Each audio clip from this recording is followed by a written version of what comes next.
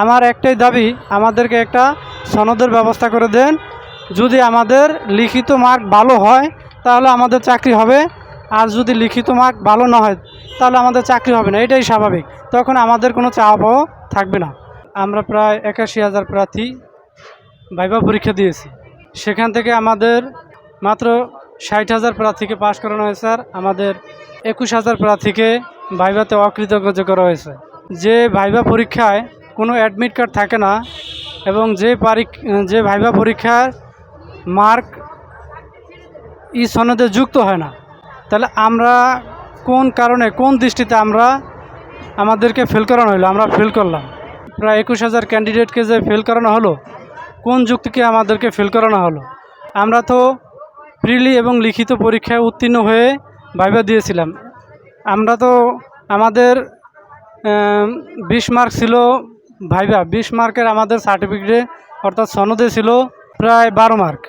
সনদে ১২ মার্ক এবং পোশাক আশাক ড্রেস কোডে আসলো 4 মার্ক, 16 মার্ক, আর প্রশ্নে আসলো 4 মার্ক। সেখান থেকে 40% পেলে, 40% নাম্বার পেলে অর্থাৎ 8 মার্ক পেলে আমরা পাশ করার কথা, সেখানে আমরা সার্টিফিকেটে 12 পেয়েছি। তাহলে আমরা সার্টিফিকেটে 12 পেয়েছি, আমরা তাহলে কিভাবে ফেল করলাম? এনটিআরসির চেয়ারম্যান মহোদয়ের কাছে আমরা বারবার অনুনয় বিনয় করেছি, আন্দোলন করেছি, সংগ্রাম করেছি এবং শিক্ষা মন্ত্রণালয়ে গিয়েছি, শিক্ষা সচিবের সাথে দেখা করেছি, কিন্তু আসলেই বিষয়টা ওনারা কর্ণপাত করেননি। এবং সর্বশেষ আমরা প্রায় দীর্ঘ 2 মাসের মতো আন্দোলন সংগ্রাম করার পরে গত 31 তারিখ থেকে আমরা অনশন কর্মসূচি চালু করছি জাতীয় প্রেস ক্লাবে। অনশন কর্মসূচির এক পর্যায়ে আমরা আজকে 23তম দিনে অবস্থান করছি। আজকে অবস্থান কর্মসূচি করছি, আগে ছিল আমরণ অনশন কর্মসূচি। গতকাল শিক্ষা সচিব ম্যাডাম আমাদেরকে আশ্বস্ত করছেন আমাদের বিষয়টা ওনারা দেখবেন এবং আমাদেরকে সনদের ব্যবস্থা করে দেবেন। সেই আশ্বাস পেয়ে আমরা অনশন কর্মসূচি থেকে অবস্থান কর্মসূচিতে আমরা এসেছি এবং আমাদেরকে বলছে আগামী 25 তারিখ অর্থাৎ আগামী সোমবারের মধ্যে আমাদের বিষয়ে একটা ইতিবাচক পদক্ষেপ নেবেন, এবং আমরা ওনার এই ইতিবাচক একটা পদক্ষেপের অপেক্ষায় আছি এবং আমরা এখানে অবস্থান কর্মসূচি পরিচালনা করতেছি। আমাদের একটাই দাবি, আমরা সনদ চাই, আমরা চাকরি চাই না, মূলত আমরা সনদ চাই।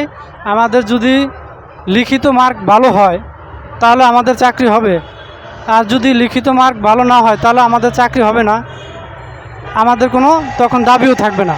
আমার কথা হলো ৬০,০০০ প্রার্থীকে লিখিত পরীক্ষার ভিত্তিতে আপনারা সনদ প্রদান করেছেন, তা আমাদেরকেও লিখিত পরীক্ষার ভিত্তিতে একটা সনদ প্রদান করেন।